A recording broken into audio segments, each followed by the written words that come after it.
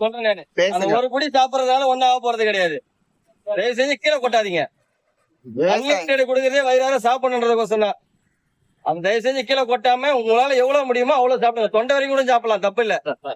இதனால விவசாயி கஷ்டப்பட்டுக்கிட்டு தான் இருக்கணும் கடைசி வரைக்கும். வாங்கி கீழே கொட்டுறோம், கொட்டிக்கிட்டு தான் இருக்கணும். இந்த அரிசி ரெடி பண்றதுக்கு எவ்வளவு நாள் ஆகும்? 3 மாசம்ன்றது ஒரு போகம். 3 மாசம் ஒரு அரிசி விளைஞ்சி அது வெளியில வர்றதுக்கு.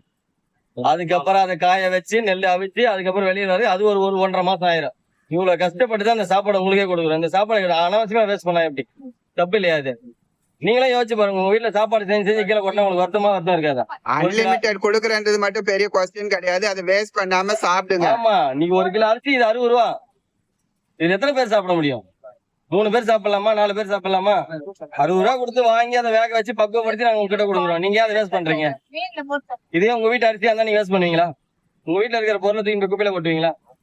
தப்பு தானே? இது எங்க போனாலும் சரி, உங்க வீடான நீங்க இடமா இருந்தாலும் சரி, சாப்பாடா இருந்தாலும் எந்த ஒரு விஷயமா இருந்தாலும் உங்க வீடா நினைச்சு பாருங்க.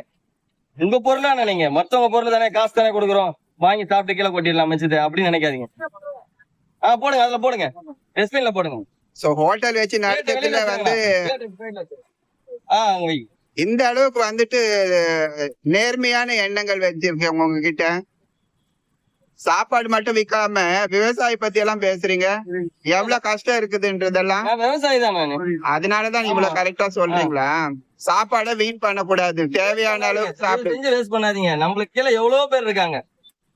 இந்த சாப்பாட்டுக்காண்டி கஷ்டப்படுறதுக்காண்டி நம்ம கீழே எவ்வளவு பேர் இருக்காங்க. அது நிறைய பேருக்கு தெரியாது.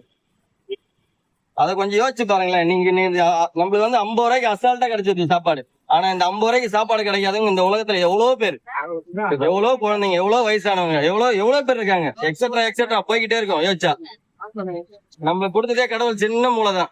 அதை வச்சு கொஞ்சம் யோசிச்சா கொஞ்சம் நல்லா இருக்கும். வீணாக்காதீங்க. தயவு செஞ்சு இங்கன்னு இல்ல, எங்க போனாலும் வீணாக்காது.